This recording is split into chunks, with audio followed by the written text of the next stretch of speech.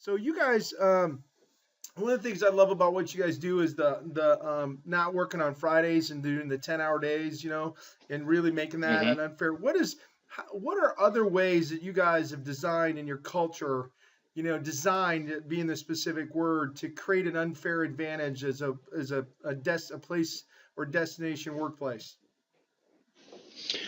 Um, well, this is kind of cliche, but we work hard and we play hard. Hmm.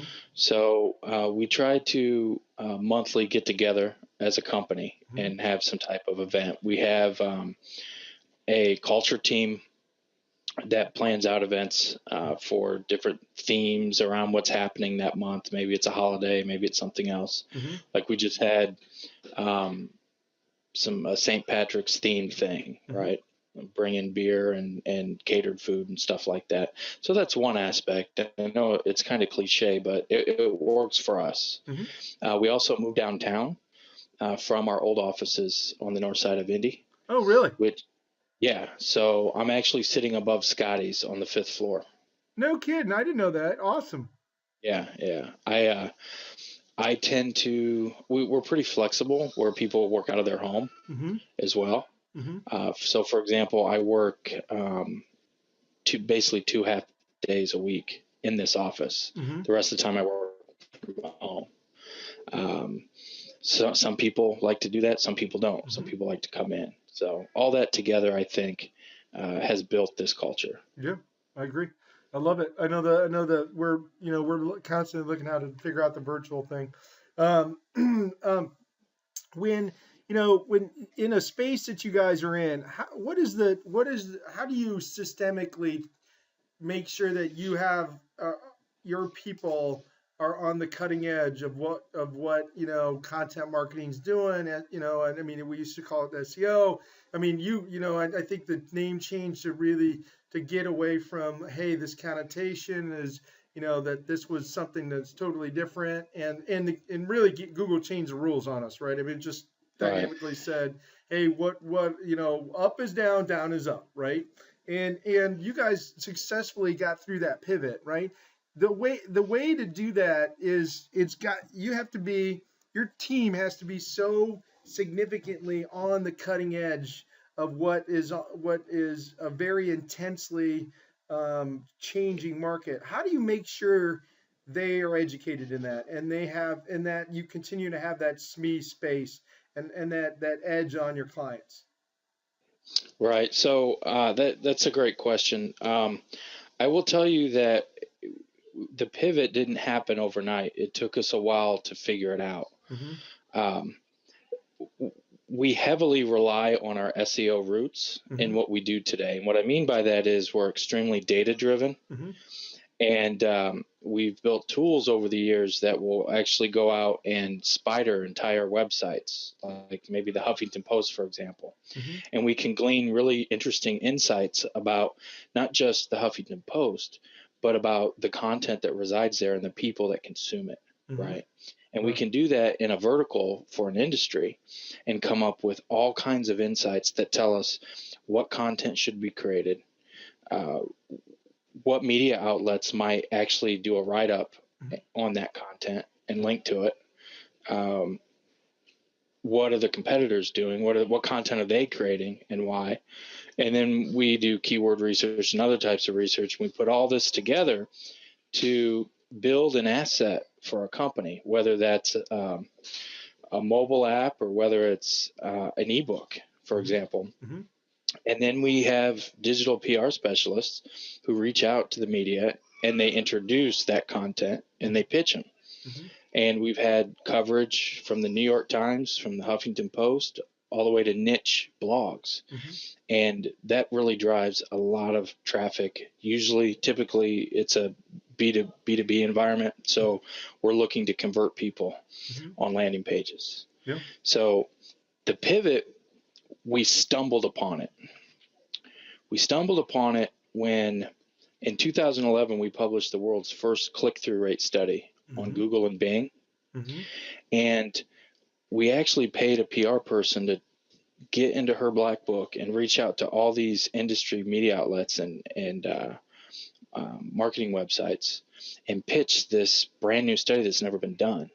And it took off. Mm-hmm. It was published all over the place. VentureBeat even published about the click-through rate study. Wow. Both Purdue and Cornell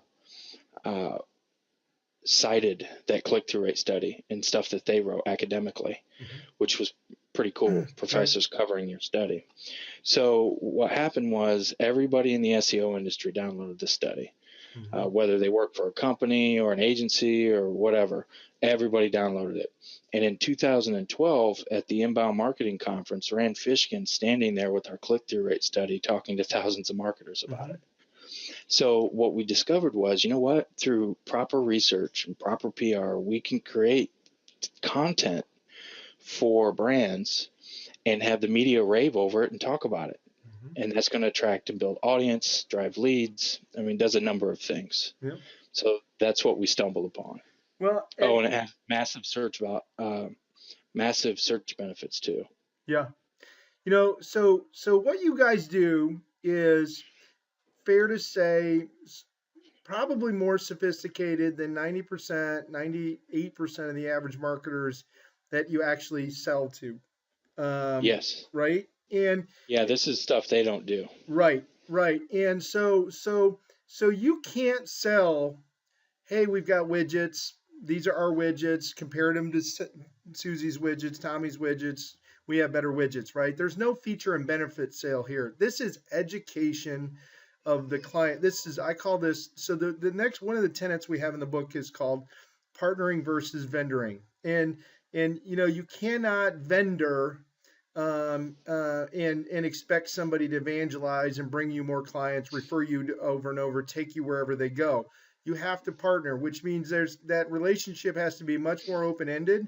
You got to share data, you got to educate, you got to give them a lot of times the secret sauce. How much of that do you guys do? I mean, obviously when you're giving away so much on the front end of the best practices in your publication and your resources page and all that stuff.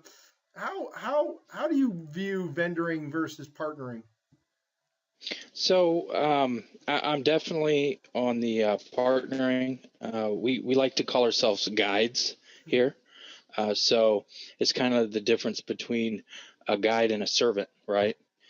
We don't ever want to be a servant. We want to be a guide. We want to walk with and guide our clients to success. So that's our philosophy. That's what we do. You're right. There's a lot of upfront education, but it's through our marketing and sales process, we clearly identify the pain points because a lot of them are fairly well known throughout content marketing. You know, it's I'm creating all this content, but yet it's not getting seen, or it's not driving real business results for me. And we help probe, we probe into those pains with our clients and come to figure out two things aren't happening generally. There's not a real content strategy based on data, which is what we provide, and there's no content promotion strategy.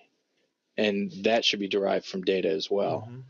And once a prospect understands those two things, the fact that we're a guide, the fact that we can help them build a strategy that will work for them, and the fact that we can help them promote it through paid and earned channels, that's the trifecta right there. Yeah. It's as much as you start with the why, you help them understand how to measure you, and then you walk them through your methodology, which brings all of it together, right? I mean, that you just did that for me in the way you explained it. And you know, that Einstein used to say, if you can't explain something simply, then you haven't mastered it, right?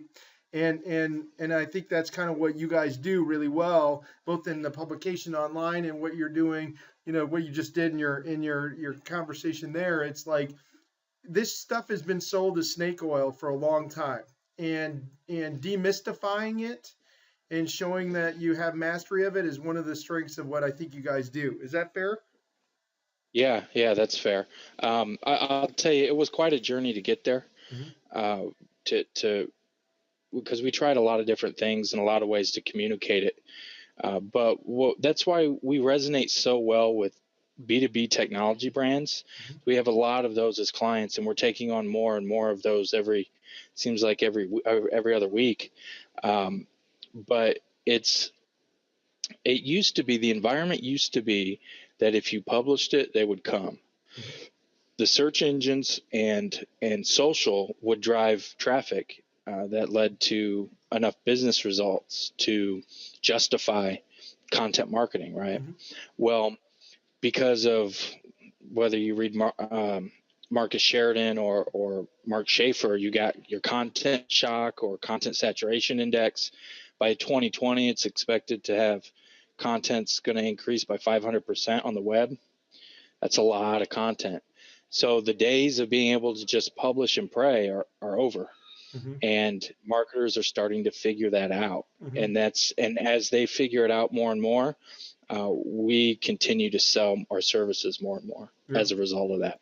Yeah, because that promotion is what is the missing link, right? No one's really, I mean, that whole shift of going to be, for lack of better terms, becoming an online PR system. I mean, that an online PR company. I mean, that's, that was a futuristic shift. I think you guys saw that, or got forced to see, right, before a lot of other organizations did. And that's kind of why, it's that commitment to stay on the bleeding edge is what.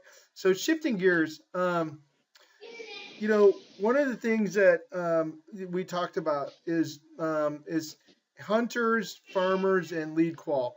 Is it fair to say that your team is the lead qual side? They're at the top of the funnel. Then you've got they're handing that to hunters, and then you've got client success after that. So you're in that shape. Is that fair? That's pretty close. So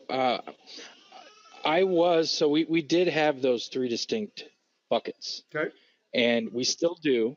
However, my role is actually a little different. So, as VP of Audience today, I'm more of an executive editor in chief. Mm-hmm. Okay, so I run the publication like somebody might run, I don't know, Mashable, except we're a much smaller version of that. So my bucket is this top funnel bucket, right? Mm-hmm. And then we have a lead qual, lead gen section, and their job is right below that top of the funnel. Mm-hmm. So what happens after somebody converts? My job is to get the people there, and once they convert, then that's when they kick in. They do all the lead qual activities, the lead scoring, the lead nurturing, all that stuff, Mm-hmm. and then they filter out down to qualified leads, Mm-hmm. which then get worked until they're considered what most people call an SQL. And at that point, they're handed off to sales. Mm-hmm. And then sales will schedule a call. Based on that call, if they decide to dedicate resources to that lead, then what they'll do is they'll move it to the opportunity stage. Mm-hmm. And then, of course, if it's a closed one, then our client success team takes over from there, and they implement and execute the services. Which means you guys have 4 real distinct divisions, really, in the whole sales and marketing process. I mean, right? Yeah, and it's unique because we have an online magazine, so that's why that's separate. Well, Normally that would be it's done by a unique, blog. but it's an extension of it, right? You've decided that content is such a big part, important part of how you distinguish yourself. You built your own online presence to educate the market and what you're putting your stake in. I mean, you're doing exactly what Palooza did and said, "Hey, this is where it's going. I'm going to be the beacon here and show everybody the path." And that's you're getting that much. What's By the that? way, I said, by the way, I talked to him in New York City about 2.5 months ago. And the first thing he said to me was basically what you just said, that I stuck my flag in the ground and I stuck it in the right place is what he told me. Yeah. Yeah. He said, I'm the content promotion beacon now in the industry. Yep. He's telling me he loves it. I read his last book and it's real. I mean, I was like, finally someone's translated this and what I've been trying to teach people into for a big brand, right? It's like, and I think you guys, I think you guys are there. I think there's so much opportunity in this space. The traditional agency is dead, which is a whole nother freaking blog, but or vlog. but that's pretty amazing. So when you guys, what would you say is the how much of is innovation like part of your core? What do you guys? What do you? How do you guys view innovation inside the organization? Um, so we walk a fine line between science and art, Mhm. and I think because we have our roots in SEO, the Mhm. science part of that is exceptionally strong in our culture and our organization. So when it comes to science, when it comes to math, data, numbers, and all the plethora of tools that are out there, I mean, I've seen graphics with over 1,000 of them, right? Um, they require innovation because anybody can use a tool, but being innovative with those tools is kind of our hallmark. Mm-hmm. Yeah. And I think our culture drives that. Hold on one second. Hey, Danielle, I can't. Sorry about that. That's all right. So yeah, I think you're right. I mean, it's like if everybody's got the same hammer, then what you build with that hammer is half of it, right? It's like how do you see that that's going to separate the you from the competition. So in that, how do you view failure? It's a must. Hmm. You have to. That's how you innovate, Right. through failure. So when you fail and then you come up with ways to overcome that failure, Hmm. that's where you're really going to provide value for that client in the long term. Hmm. Yep. Yeah, we've had our third nonprofit. We've come through, and we've had to like one of the things we've been talking about is do we really want to deal with nonprofits and I think you kind of know where I'm going. It's like they're so board driven and they're so committee oriented that when we start down a cycle and we hit three iterations of evolving a campaign because you're looking at the data to do so.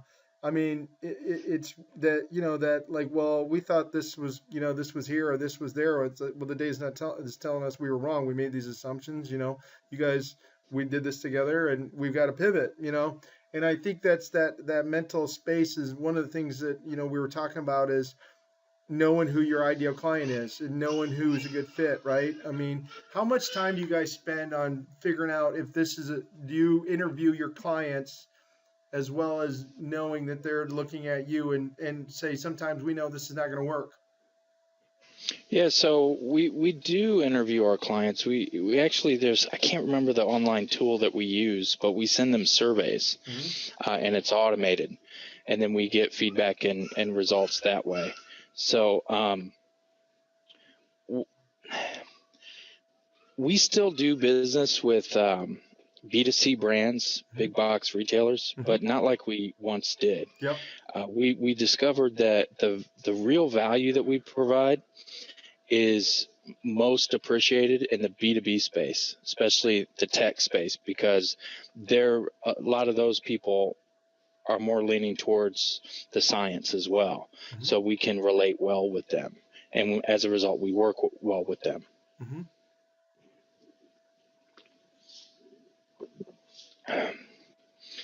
So, yeah. So that answer your question? Yeah. So it's really getting your head around that and knowing like we've decided, we have a very similar target in med device and pharma and tech because they're complicated. They have long sales cycles. They need to be nurtured.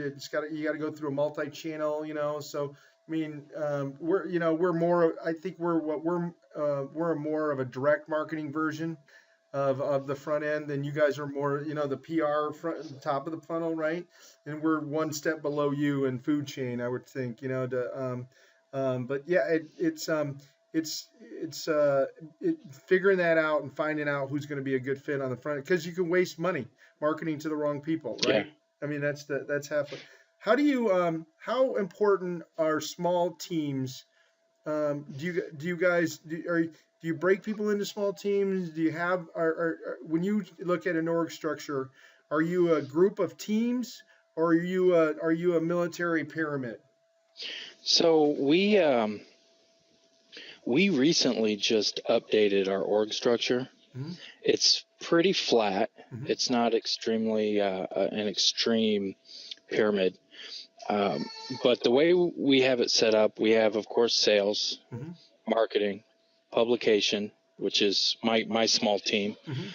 Then we have it broken down by directors. So we have basically PR, digital PR, consultants. Those are our technical people, Mm-hmm. and creatives.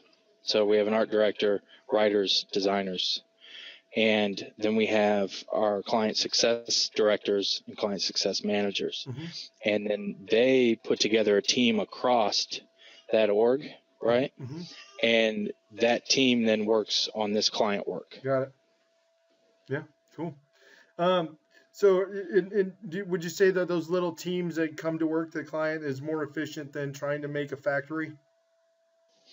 Yeah, what we do is so specialized. We could never widget it out. Yeah. It can't be done. Yeah, I agree. So, one last question I think could be pertinent, Chad, is like as you look at, 1 out of 20,000 businesses get over $20 million in revenue, right? It's pretty scary statistic when you think about it, right?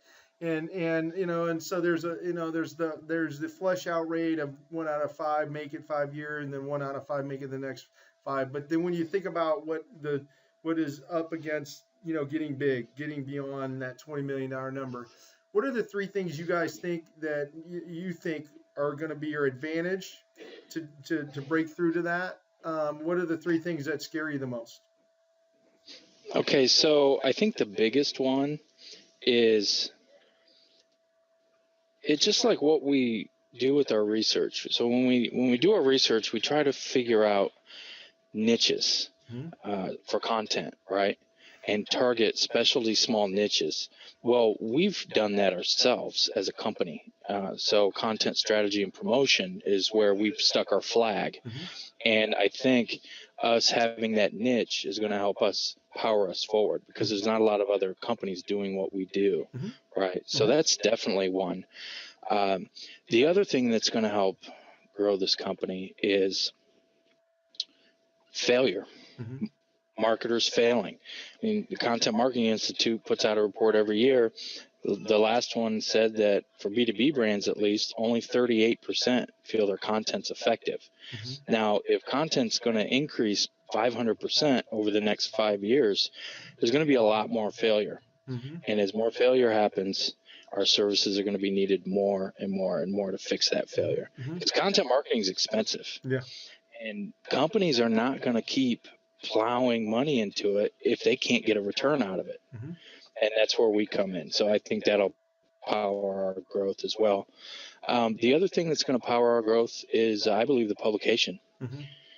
The publication, we have, I think we're just shy of 53,000 subscribers, and we launched it in June of last year. Wow, shit. So we picked... So I'm working on an article for CMI. Joe, when some of his staff asked me to write how we did this, right? Mm-hmm. And there's 7 items that I've determined that made us achieve what we've achieved so far with relevance. And one of the items is simply the niche of content promotion. It was needed, and we stuck our flag in it, and we own it, and people like it. Mm-hmm. The other one was pure luck. We got lucky that we stuck our flag where we stuck it, because I didn't know. Mm-hmm. I didn't know it was going to resonate. Mm-hmm. I thought it might, but it worked for us. Yeah. So those 3 things are really going to power our growth in the future, I believe. Yeah, I agree. How about what scares you? What's the threats? So the biggest threats...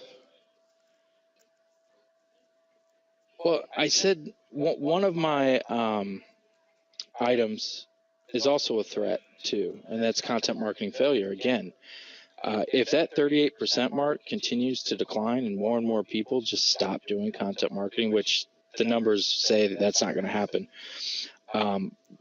But then there's less people that need our services or want our services. Mhm. So that could be scary as well. But in the long run, I think that's going to help us grow, not hurt us. Yeah. Let's see what else. I'm not worried about the algorithms anymore. Yeah. That's something that if you'd asked me 3 years ago, I would have said algorithms. Yeah. Because they can change and screw up everything you're doing, but we're not relying on those anymore. Yeah. Ultimately,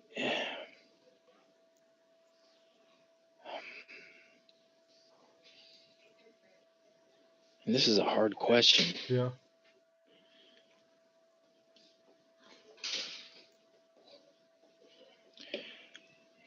So